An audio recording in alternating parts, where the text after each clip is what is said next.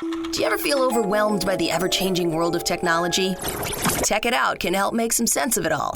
Breaking down geek speak into street speak, technology columnist, author, and TV personality Mark Saltzman covers consumer technology each week for every listener.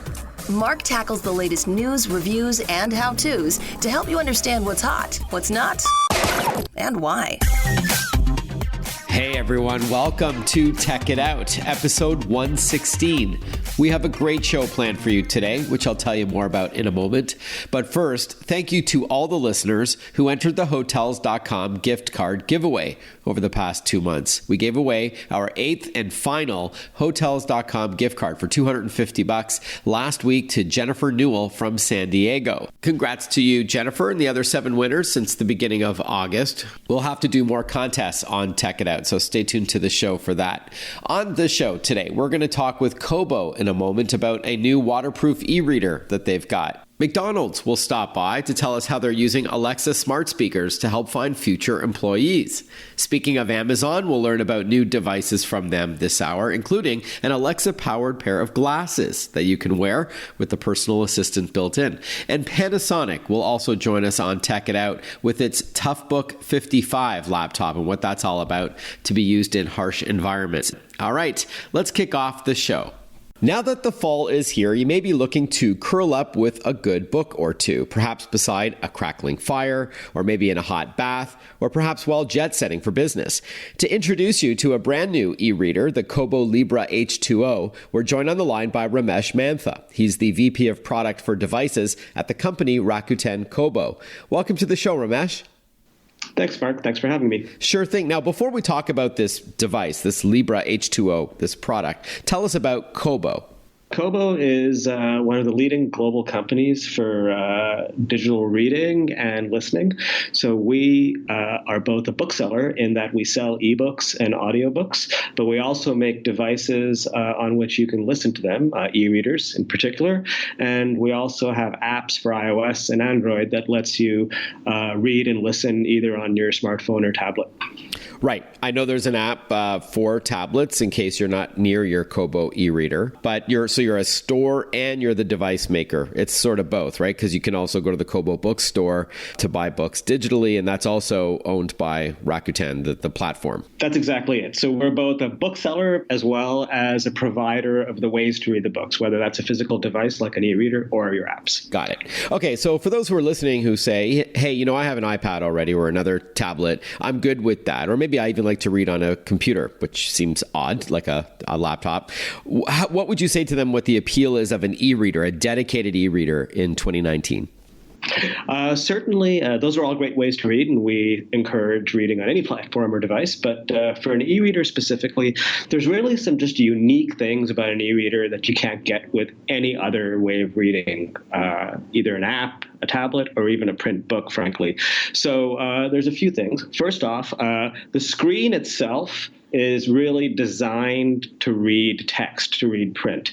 Unlike your phone, which turns into a black mirror when you go outside, your e-reader is actually easier to read in bright sunlight.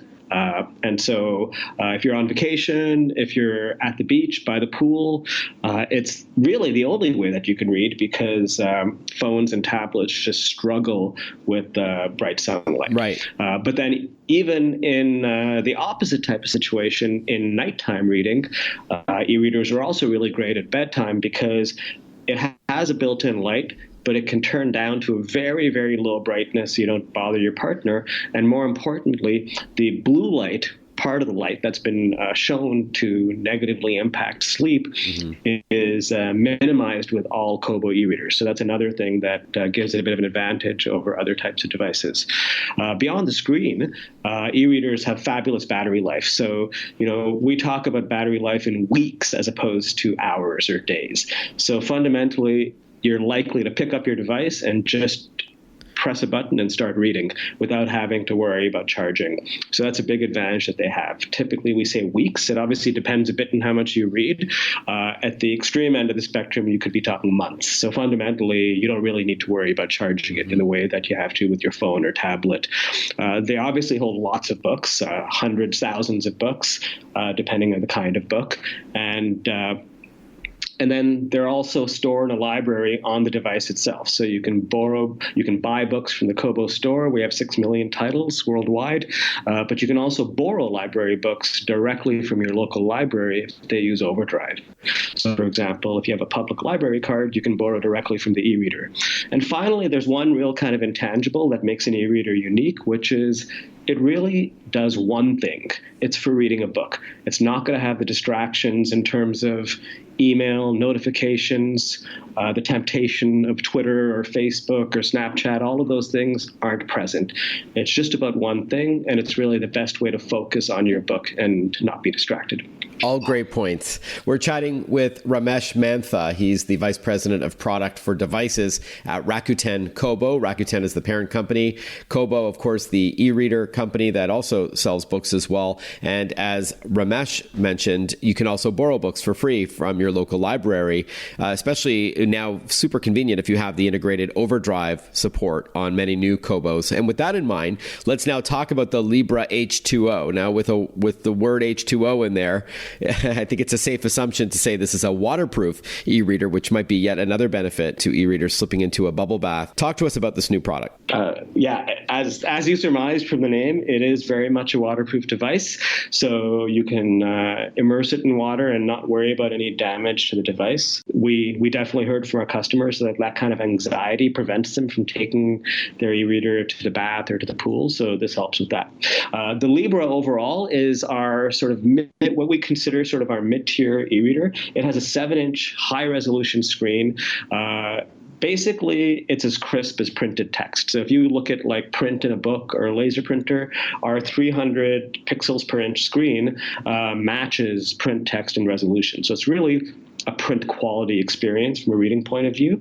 It has this really great new design that we originally introduced with its bigger, more premium sibling, Kobo Forma, which is it has a slightly asymmetric design with a little curve that nestles in your hand. So it sits really comfortably because comfort for hours of reading was our focus. And in addition, we added page turn buttons. So you can literally turn pages without lifting a finger now. So in that sense, from sort of an ergonomic and comfort point of view, there's really no other way to read, whether you're talking about a print book or certainly an iPad or another device like that. So it has a 7-inch screen. It's waterproof, an ergonomic asymmetric design with page turn buttons. It has a built-in front light, so you can read in the dark. And like all Kobo devices, the front light is adjustable in color temperature, which means you can go from a more bluish white hue over to a warmer, more sort of a yellow sepia hue. And that has aside from looking nice, it has the practical benefit of reducing blue light at bedtime. Yeah, it sounds great, Ramesh. So as you said, it's sort of a middle of the road e-reader. So it doesn't have maybe perhaps all the bells and whistles as the Kobo Forma has, your highest end reader, but it sounds like it's packed with all the features that a book lover would want. And as you mentioned, it also has that anti-blue light filter. And as you mentioned earlier, that if you go to sleep and you are blasted with a bright screen on your smartphone or on a tablet or on a laptop, it could prevent your body from creating melatonin, which you need naturally to feel tired and fall asleep. So this has that built in, but it also has a small light should you want to not bother your partner in bed by turning on the entire light of the bedroom. So I really like that a lot. And it does have the integrated Overdrive support. Not all Kobo ebook readers have that. So it does have Overdrive built in. You just sign in with your library card and then you can borrow books for free from your library. Is that right? That's right. And just to clarify, all of the currently in-market Kobo e-readers, so the Clara HD, Libra H20, as well as Forma, all of them support Overdrive integration. And the one thing I forgot to mention, which I should, is Libra is the first device we've done in many years that actually comes in more than one color. So you can get it in black and white. Okay. And what would you say overall, Ramesh, if we just took a step back from this particular model for a moment, what do Kobo e-readers have that Kindles do not? I would assume that Amazon is your number one competitor in this space. So what would you say is the benefit to Kobo? I guess Overdrive is the same company as Kobo. It's part of the Rakuten family. Is that one of the benefits? Absolutely. So obviously, Overdrive is a sister company to Kobo under our parent Rakuten. So the Overdrive integration is an absolutely, killer feature that we uniquely have. So you can browse and borrow from your library directly on your e-reader. So that's something that's really great. Beyond that, I think, you're right. Obviously, Kindles are a big competitor. And, we've really needed to innovate more than them in order to sort of be relevant. So Kobo was the first e-reader company to introduce the adjustable color front light to address that blue light challenge. We were the first waterproof e-reader going back to our first H20 product a couple of generations prior to Libra. And really, we have an reading focus on our devices. We also have a really open device. So rather than really restrict you to a limited set of reading options, we really believe in openness. Obviously, we have a store. We sell books. We think we have a great offering there with 6 million titles. But if you want to read your own books on your e-reader, for example, from the library, you can get it from Overdrive. So the Libra H20 is $169.99 US. It's available on Walmart's website at walmart.com. Okay, then I guess the website to learn more is simply kobo.com, Kobo.com. That's correct. All right, Ramesh Mantha, thank you so much. Good luck with the new Libra H20 e-reader. Appreciate your time. My pleasure. Thanks for having me. This show, Tech It Out, is powered by ASUS. I'll tell you more about them when we return after this short break. You're listening to the Radio America Network. Stay with us. Listen to Tech It Out whenever you want. Find the Tech It Out podcast at iTunes or wherever you get your podcasts.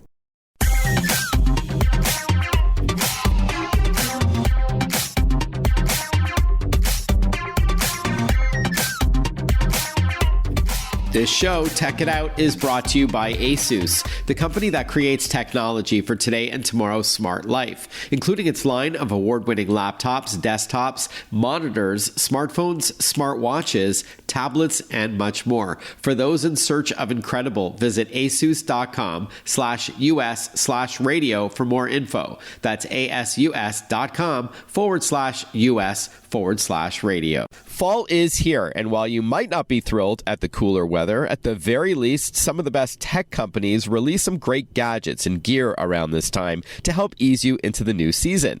And in case you missed the news, Amazon unveiled a few new products last week. And to tell us more, we're joined by Amazon's own Meg Dunlap with an exclusive look at their lineup of new devices.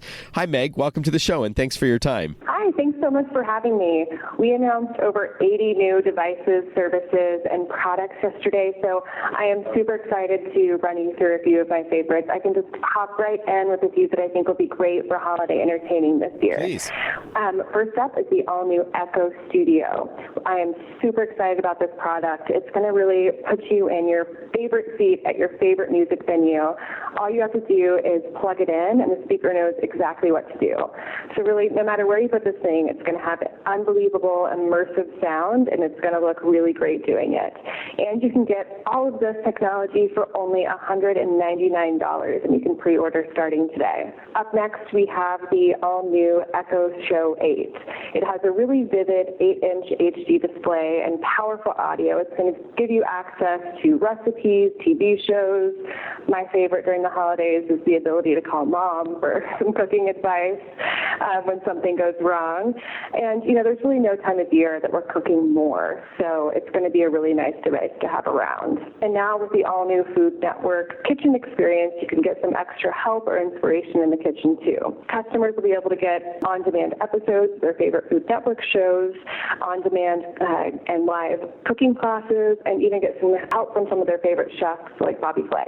Awesome. All right. So Echo Show, of course, is a smart display. You don't just hear content from Alexa, but you're also going to see something visually. Absolutely. And then Echo Studio is a better sounding smart speaker, perfect for music lovers. Exactly. They sound great for the holidays. What, though, if you are a little tight on cash? I understand there's some new affordable Alexa-powered devices as well.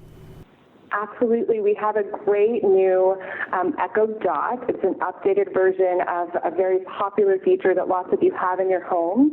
But this is the new Echo Dot with clock. It has a really vivid LED display that's going to show you the current time, the temperature, or your alarm setting. So it's really perfect for the bedside table. It also has a tap to snooze feature, so you can get those 9 extra blissful minutes each morning. Love it. And we have the Echo Flex, which we know that, whether it's price point or you just don't have space for one of our more traditional devices, we've created the Flex to plug into a traditional outlet, and it's going to give you access to Alexa wherever you need it. So you can ask for weather while you're walking out the front door, or add to your shopping list while you're in the laundry room. It also has a really nifty USB port, so you can plug in your phone.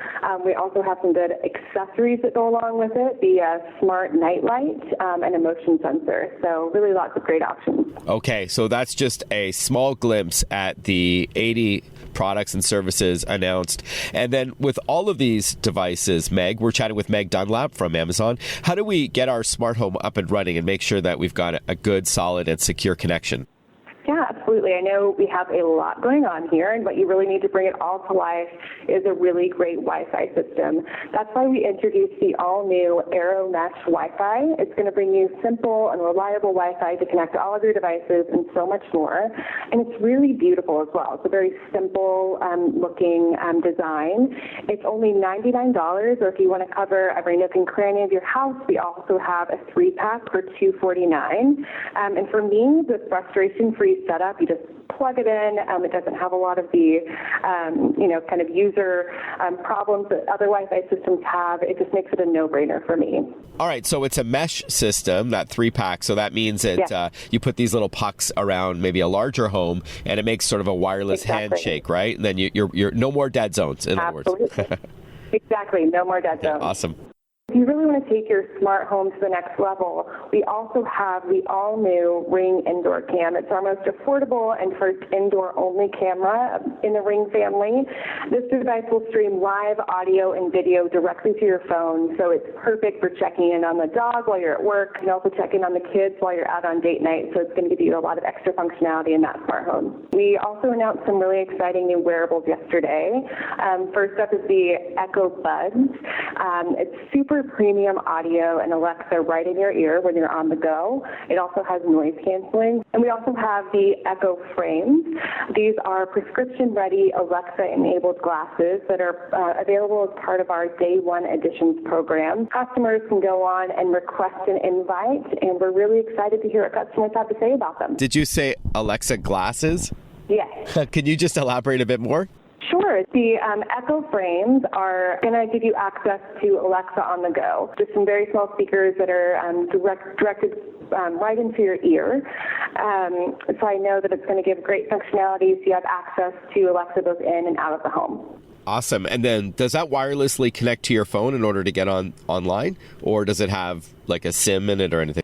Yes, sir. Yeah? Okay, cool. It'll be connected to your phone. And what's the best place to learn more about all of these products?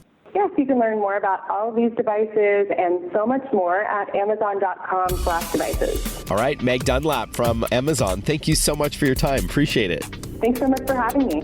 Well, there you go. Alexa-powered eyeglasses. What will they think of next? Stay tuned. More Tech It Out coming right up. Want to follow Mark? Google him. Mark with a C and Saltzman with a Z.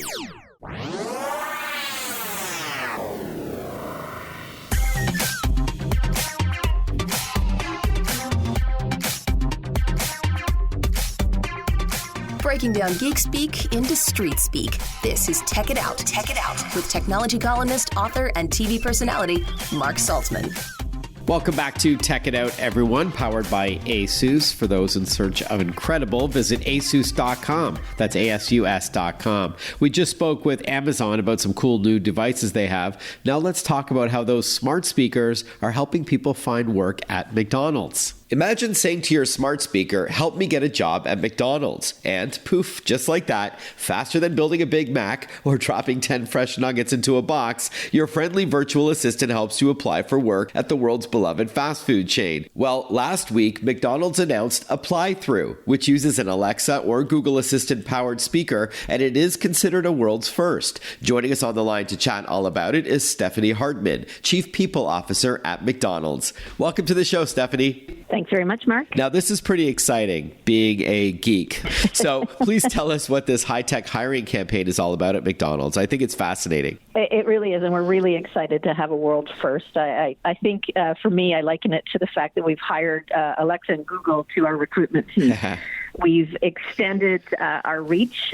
We've actually, if you look at the way we're interacting with our customers in the restaurants, we're looking for new and convenient ways that really fit them where and when they're at. And we want the same experience for job seekers.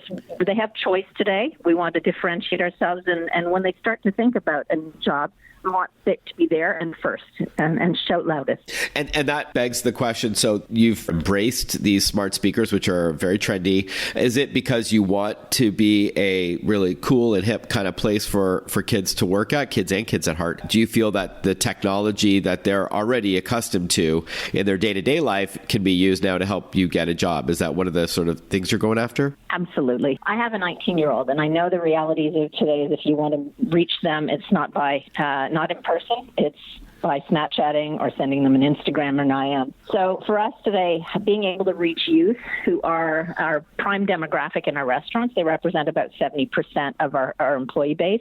We need to be contemporary and we need to be modern. Right. And that's probably not even a contemporary or modern way to say it. And I use the word hip, which really dates me. But, I think we're on the same wavelength, though. All right. We are. We are, absolutely. For us, this is our second foray into technology, if you will, when it comes to standing out for job seekers. Earlier this year, we ran a Snap Applications campaign. So you could use Snapchat to apply for a job, and we drove a tremendous uplift in applications in just over a day. So we know it. They respond well. And so we know we just need to continue to create and innovate and find ways to reach them. All right. So please walk us through, Stephanie, how this voice process works. Absolutely. So I am an Alexa user, and I have Alexa on my phone. So it would be as simple as me saying to Alexa, help me get a job at McDonald's. You supply a little bit of information, your first name, your telephone number, and Alexa will ask you where you want to work. And Alexa will provide you with what we call a curated list of jobs. It's a list of jobs that match the location you want to work in and for the position, whether it be crew member or manager. So Alexa, help me get a job at McDonald's. Where do I want to work? And poof, magic is there. Awesome. Do you need to install anything first? I know that with Alexa, they call any kind of third-party add-on a skill. And some skills you need to download it to the app. Others, it just will work when you activate it. Is that the case, or will it just be built in? It'll work? It's going to work. We've built the skill into Alexa. Right. As it is. We've worked very closely with our partners. And it does work with the Google Home variety of speakers as well. It does, but I'll be honest, with technology of this kind, we launched with both Alexa and Google. We're working right now with Google globally to address an issue. So the phrase to invoke is slightly different with Google, and we're working to get it aligned with Alexa. Okay, great. Thank you. Now, Stephanie, you mentioned earlier that McDonald's has used tech before when looking for those looking for work. But I understand also tech is part of an overall larger McDonald's investment into modernizing the guest experience as well. I mean, last time I bought my son some breakfast from McDonald's, I used that touchscreen kiosk, and then he was on, and then he was using the Wi-Fi for free while I was ordering him. So obviously there's a lot of tech there. Why is that important? Well, I think it's about personalization and customization and connection, really, whether that be with our guests or our crew. People today are busy. They interact differently, and they have different priorities day to day. And so for us, it's meeting them when and where they're at, right. Whether it be the app, the kiosks, drive-through the old-fashioned way, going into the restaurant. We're there to serve. Okay, awesome. We're chatting with Stephanie Hardman. She's the CPO, that's Chief People Officer at McDonald's. We're talking about the Apply Through campaign, which uses a smart speaker like an Amazon Alexa or Echo Home speaker to actually apply for a job and use your voice to do so. Very high tech. Now, while the show is about technology, I did want to ask you about McDonald's as a job, as a first or second job for a tween or a teen. This could lead to many other diverse career paths down the road, right? I mean, McDonald's always prides themselves in being a great first job. Great first job, absolutely. A great second job, a great career. I think what you learn at McDonald's is a set of skills, whether it be teamwork or leadership, guest service, customer service, technology, continuous improvement. These are skills that are transferable. And I know when I speak to my colleagues in HR around the world and in different companies, when you have McDonald's on your resume, it makes a difference. Mm-hmm. So those skills are transferable and they're recognized. I even learned today that Shania Twain, my dad's favorite recording star, started her career with us. That's awesome. I love it. I also like how inclusive McDonald's seems to be in their hiring practice. You know, there's cultural or racial inclusion. There's no age issues. There's those who have special needs. I think that's wonderful to see, and no doubt great for the employees. All right. So while we wrap up here, where can we learn more about this campaign? So a couple of things. Visit mcdonalds.com and careers, or check out my LinkedIn page. Really, what you will find is the organic content that's being created by people who are so proud of having started their careers at McDonald's. The stories are actually very, very incredible. Please just visit us at mcdonalds.com. Okay, and then again on LinkedIn, you're Stephanie Hardman, Stephanie with a PH, Hardman, yes. Chief People Officer at McDonald's. Love it. Thank you so much for your time, and good luck with this campaign. Very exciting. Thanks very much, Mark. Very cool stuff. I love how technology can be used to help find employment. All right, Tech It Out is powered by Western Digital and its super rugged G Technology branded Armor ATD portable hard drives. It's designed for those looking for a durable drive to bring on the go, especially for photographers and videographers, maybe in harsh environments. Go to g-technology.com. Speaking of harsh environments, we're going to talk after this short break with Panasonic about its new ToughBook 55 laptop built to withstand the great outdoors. You're going to hear what's new with these. We'll be right back. You're listening to Tech It Out on the Radio American Network. Breaking down geek speak into street speak. Tech It Out, hosted by Mark Saltzman.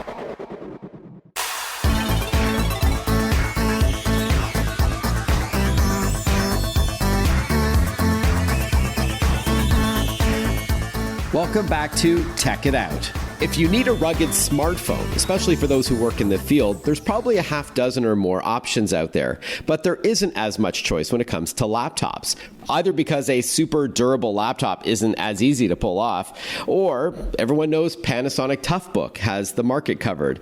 Either way, the company isn't resting on its laurels, as you'll soon hear. To talk with us about the ToughBook 55, we're joined by Ashley Evans and Brian Rowley, both from Panasonic. Welcome to the show, Ashley and Brian. How are you? Thanks, Mark. We're great. Hey, Brian. Thanks for having us. Sure thing. Thank you both for your time. And let's dive right in. We'll start with you, Ashley. Tell us about the Panasonic ToughBook family, what they're all about. And then, Brian, maybe you can give us sort of a bird's eye view of the ToughBook 55. Sure, thanks. So Panasonic's been in the rugged mobility market for 20 years. And really our mandate is to build notebooks and tablets and mobile technology for the field worker or any mobile worker who has to have the ability to be able to do their jobs from anywhere. So we have a range of mobile computers, notebooks, and tablets that are designed for use in extreme environments. So anybody from industries such as utilities, public safety, engineering, telecommunications, or anybody or any public sector employee that has to really work throughout their community. So we have products ranging from 5-inch handheld devices all the way to 12-inch 2-in-1 convertible notebooks. And really what's common across all these products are really its ability to withstand extreme and harsh environments. All right, that is a key hallmark to the ToughBook line of notebooks. I say laptops, but we could use the term interchangeably perhaps. And a convertible is when it's both a laptop and a tablet in one. Sometimes the screen bends back on a hinge, other times it detaches, depends on the manufacturer. And the ToughBook family has been around, as you mentioned, for a while. And now you've got the ToughBook 55. Brian, what makes this new model special? So, Mark, I think, one of the things that's unique about Panasonic and ToughBook as a whole is we spend a tremendous amount of time focused on our voice of customer. So more than 100 hours of meetings and conversations with our customers have gone into sort of the design and the development of this product. As we were designing and developing it, there are a couple of things that really stood out from our feedback from our customers. And primarily, like, three of the biggest things that our customers continually say to us is that, that every single day the needs of the jobs that they're doing are changing, and no work day is ever the same, and no job is ever the same. So when we created the 55, we did it under the premise that we needed to make sure that it was extremely modular, configurable, and customizable, right? And we'll talk about that. There's, from its predecessor, our ToughBook 54, there's more than 50 enhancements that we've done to this, and we won't go through all of them, but, one of the key pieces to it is it has this unprecedented battery life. We can get 40 hours worth of battery life on this device. Wow. With an interchangeable battery pack. We talk about performance and what's under the hood of this. Backwards compatible to prior accessories that a customer may have purchased, or a vehicle mount that they may have in their actual vehicle that they're using this device in. And really, it's a device that handles, we have primary segments that we're responsible for and that we target to, but it really is a device that's for all customers in all segments. And we accomplished that in this device by this new innovative module design concept. So we have interchangeable bays on quick releases that we can actually change storage and memory. We have expansion areas for DVD drives. We actually have even gone so far that where we have customers that use multiple languages, with just the removal of a couple of screws, the customer themselves in the field can actually replace the keyboard on this. So the amount of flexibility that we have provided to the customer is really the piece to this that's unique and different. All right, so highly modular, can swap out different parts and truly customize it to suit your needs and budget. And you talked about working in the field with this, so I was going to ask you, and Ashley, you touched on this. I would think something like this, a ruggedized laptop, is ideal in industries like, you mentioned a couple, but even adding to that, mining, forestry, oil and gas, farming, anything like that. But could it also be ideal simply for klutzy types? Or is this just not the market you're going after? You think that they should stick with a traditional notebook or laptop, and this is really just for those who work in harsh conditions? For me, the way I see this product fitting is for anybody, whether they're a student or a employee or a truly field mobile worker. Mm-hmm. It's for anybody that can't afford to have any downtime. So it is a product that can serve various different customer base. I think it's all about minimizing downtime and being able to do your job or your task from absolutely anywhere. I agree with Ashley. I think, we have always been focused on the B2B space, right? That's the space where we have, because that's where the most demand and the value associated with what we incorporate into the devices really sits. So when you look at some of the spaces that you had mentioned, in the U.S., if we look at the U.S. as an example, our first responders, our devices are critical for that segment. Our front line, those that are out there defending our country, our field service workers, insurance, utility, those are all really, because those are the real harsh environments. So that clumsy person that might be utilizing it, I'm not sure that that's the target that we have for, but by all means, if that person wants to purchase it, it is a great device and one that they wouldn't be disappointed with. All right, point taken. When we return, we're going to learn more about the Panasonic ToughBook 55. Stay with us. Follow Mark Saltzman on Facebook, on Twitter, on Instagram. Listen to Check It Out whenever you want.